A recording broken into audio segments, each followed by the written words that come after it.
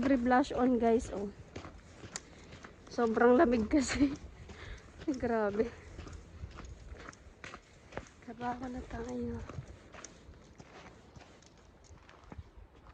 Opa, nahilo na kayo. Gulyat na naman kami guys. Good morning. Ayan. Late na tayo. Napagulyat patuloy. Iwi si Willie at update sa weather. Ang lamig. Sobra. Pero ano, may araw. Ito yung malamig pagka may araw siya. Tapos mahangin. Naka po. Asahan nyo na ang lamig.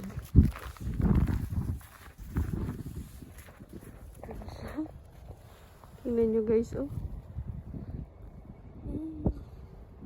Walang ganong nagagala. Ay, nakawiwi na siya. Hindi tayo. Ay, naka, konting ano na lang, konting tiis na lang. Bili, konting tiis na lang matatapos ang winter dahil pagdating ng March, April, ayan, nagtutunaw na.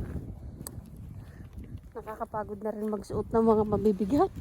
Biruin nyo, nag-start kaming magsuot parang November, kalahati ng November.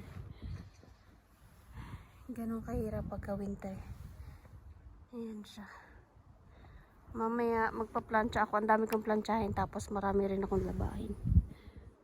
Ganito lang ang araw-araw na routine dito sa ibang bansa.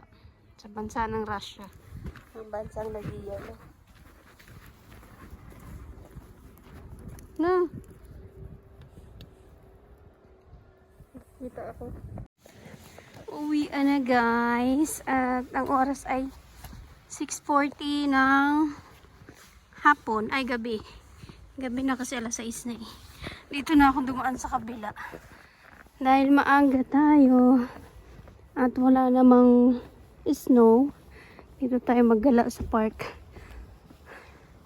Hindi kasi ako nakakagala dito minsan. Kasi minsan nagmamadali. At kung makikita nyo guys, medyo maliwaliwanag na yung langit. Paunti-unti na yan hanggang sa yung totaling maliwanag na. Punta tayo dito. Kasi ang tagal ko nang hindi ganong pumupunta rito. Mag-vlog tayo. Puntahan natin yung mga natatanaw lang natin dun sa taas. At ayun. Ito yung aking, diyan ako nagwo-work dito sa pwesto. Sa baba. Ay, ang lamig, grabe. Ang weather ay -10.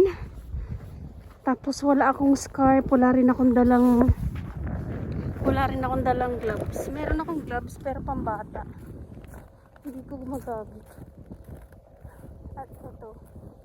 Ay, ang dulas yan. Yung parang nagka-crystallize. Sobrang dulas ko.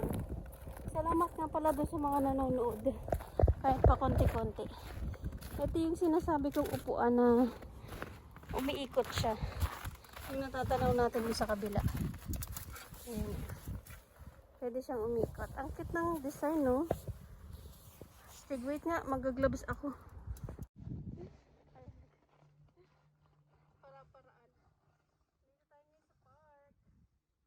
Kailangan kong mag-gloves dahil sobrang lamig.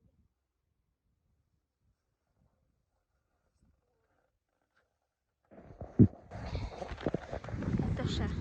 Mali naman yung hawak ko. Dapat pala doon sa kapila. May dala naman akong tripod. Aray ko. Kaya lang. Ganito na lang. Kasi ma-obvious tayo. Pagdating doon sa gitna, doon tayo gagamit ng tripod. Grabe. Nagluluha yung mata ko sa lamig. Sobrang lamig. Maaga kasi ako kaya mag-vlog tayo. Ayan, maraming upuan, marami silang in-install na upuan. Ayan, oh. Sobrang dami. Makikita ako ni Dalaga, pero wala naman siya, nasa kwarto. Maaga kasi ako natapos. Konti lang yung trabaho. Yung labahin naman, ayoko namang gamitin yung washing machine at saka dryer ng talagang tuloy-tuloy kasi masisira at At saka masyadong malaki yung kuryente pag pinagsabay yung dryer at saka yung washing. Wait, kakabit ko yung tripod ko. Ayan, naikabit ko na siya guys. Itong mahirap kapag may ring yung cellphone eh. Ayan siya oh, pwedeng umikot. O diba, para tayong bata. Ano, hilo kayo guys, no? Ito siya, ito yung benefits, kaya benefits. Ito yung reason nila kung bakit ganito yung upuan, na pwede kang mag-relax habang nakaupo. Yan siya, ganda oh. 360. Medyo nahilo ako. Wait. So yan na guys. Kinabit ko na yung tripod kasi ano, para maikot ko kayo ng maayos. Ayan siya. Ito yung natatanaw natin dun sa taas sa aking work. Ay grabe ang lamig. Kaya ako nag-tripod kasi sobrang lamig. Sana hindi memory full yung aking cellphone. Ito yung lake oh. Medyo matigas siya pero hindi pa kayang lakaran yan. May possibility na mabasag pa yan. At ang weather at ang view na napakaganda. May laro ngayon kasi nakaangat yung mga ilaw ng Zenith.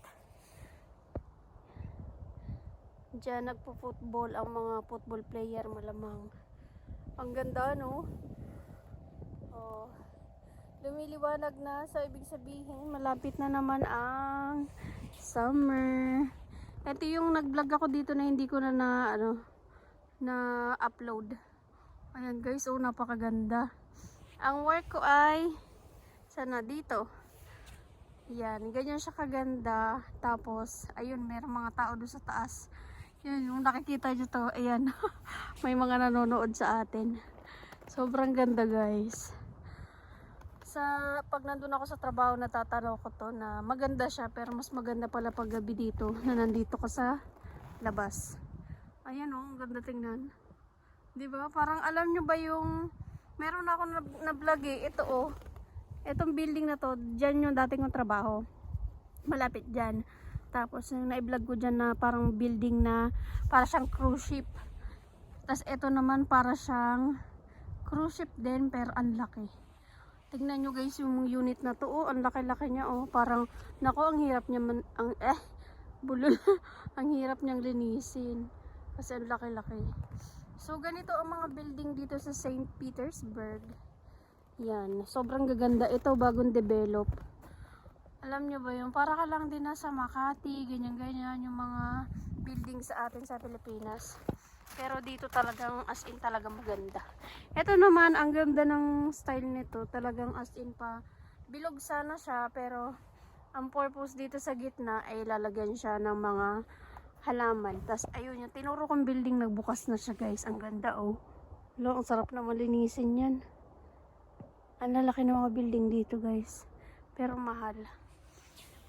Sila amo, mas pinili nila yung sa baba kasi nga hindi ko alam, hindi ako sure kung pag nasa first floor ka mas mura yung bayaran or pag nasa pinakang taas mas mahal. Pero ewan ko lang, hindi ko kasi gano'n na pagtatatanong kung magkano ang renta. Pero eto sa amo ko parang pag-aari na nila yan. I'm not sure. Kasi hindi naman ako nagtatanong-tanong ng about sa ganyan dahil syempre ang mga Russian ay very talaga, hindi very ano sila, private. Ayaw nila yung chismosa, ayaw nila yung pinakikialaman, ayaw nila yung patanong-tanong ka nung about sa life nila. Kaya ang kinukuha nila mga worker, lalo na pag cleaner, ay mga Pinay. Kasi nga ang Pinay ay wala namang ano yan, wala naman silang ay grabe, dulas.